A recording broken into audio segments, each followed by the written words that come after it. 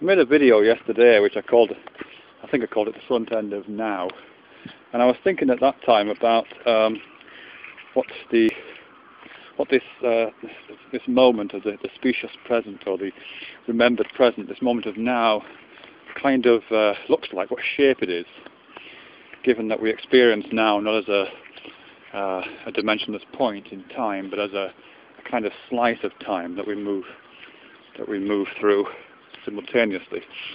And I think I cited Husserl in that video, where he says that the now contains both the not now, i.e. the fragments of the recent past, and the not yet now, fragments of a potential future.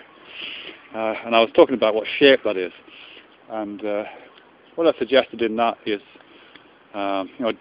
sort of referring to some neuroscientific work, but also just kind of referring to lived experience, is that the past is kind of singular. We've only ever done one thing at any moment in the past.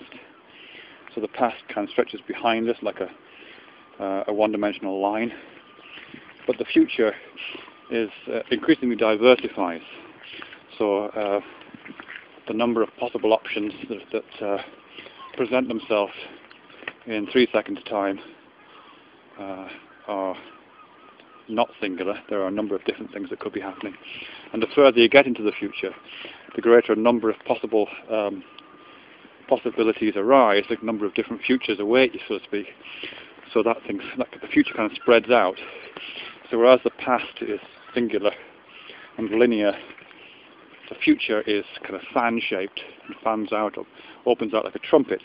And the moment of now, the individual experience of now, kind of straddles that divide. So the back end of now is a point, and the front end of now is, as I say, this opened out set of possibilities, slightly opened out set of possibilities. And we're moving forward like a ramjet engine into the future. One of the things the reason why I mention this again actually is because towards the end of thinking about that yesterday, I was trying to find a way to describe what this triangular moving into the future fan-shaped ramjet engine thing was like. And I think I cited a few things like a kind of bell shape or like a trumpet shape.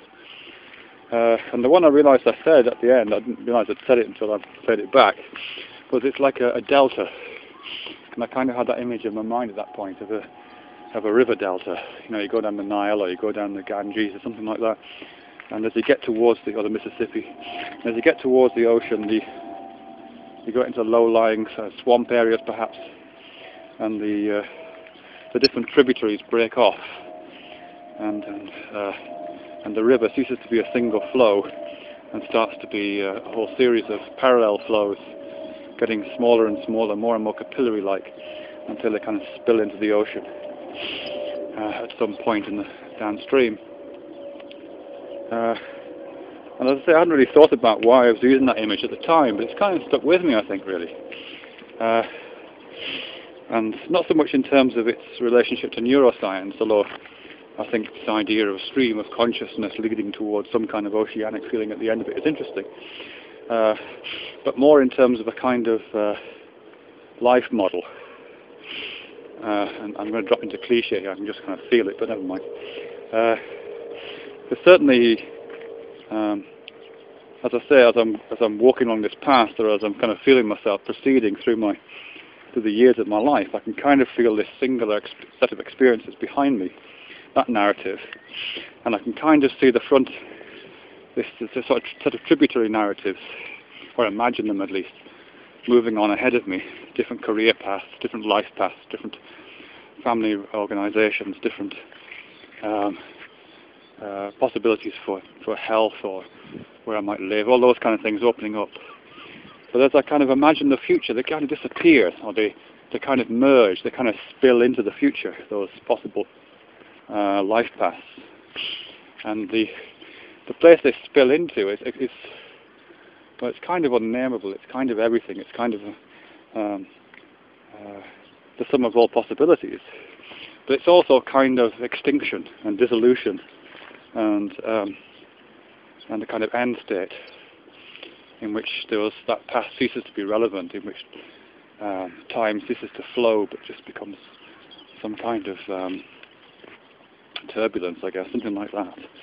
In the way that streams flow downstream, maybe break into tributaries and eventually enter the ocean at the end of it. So I guess what I'm thinking there of, what's inevitably producing in me there, is a reflection about death and the end of all those kind of journeys, which is why I say it's a bit of a cliche, because of course the ocean is a bit of a cliche, poetic metaphor for death and extinction. And here I'm reminded of a really nice poem called Ocean of Forms by Rabindranath Tagore, who writes about the ocean in that kind of way. And he talks about, well, he ranges across a number of different quite beautiful ideas, but he talks about this harp, like he's playing this harp, and at the end of his life he'll lay down his harp at the feet of the silent, he says. But it's all about this plunging into the ocean of forms, and the main part of it, a kind of absorption or dissolution that ultimately awaits at the distant future. And the other reference, which is slightly more personal and slightly more impersonal at the same time, is a poem by Walt Whitman called something like Out of the Teeming Ocean, the Crowd, something like that. And it's quite a beautiful poem that uses the ocean and dissolution in the ocean as a metaphor for dying. And the reason why it's personal right now is my wife's mother died last week, and obviously it's quite an upsetting time for my wife's father particularly, and indeed my wife and the rest of the family. But why am I mentioning that? Well, the reason why I guess it's particularly pertinent in that case is because they lived in Florida, and my wife's mother, Betty, really loved the beach and wanted to spend a lot of time on the beach. She couldn't do that when she was towards the end of her life because she was getting quite old and immobile. But I think she had her ashes actually scattered on the beach yesterday, if all went according to plan. My wife and her sisters and my father-in-law would have gone down to the beach yesterday with Betty's ashes and sprinkled them on the ocean. And this Walt Whitman poem really is kind of reflective of that. It kind of tells the story of this. I read it as a man talking, who talks about his love emerging from the ocean or the crowd, as if this person has been identified, and love has singled them out. And then we discover, of course, that this person has died.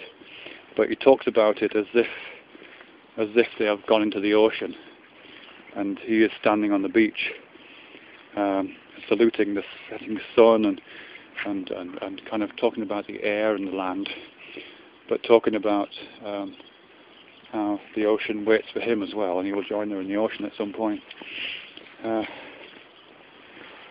hard to talk about this without actually sounding cliched, actually, but it's a beautiful poem. But I think what that's getting at, and what's effective about it, for me at least, is because it has this kind of sense of the future. The future is this ocean which kind of awaits us beyond the tributary of our anticipatory imagination, and all of the possible paths that we could take, and all the possible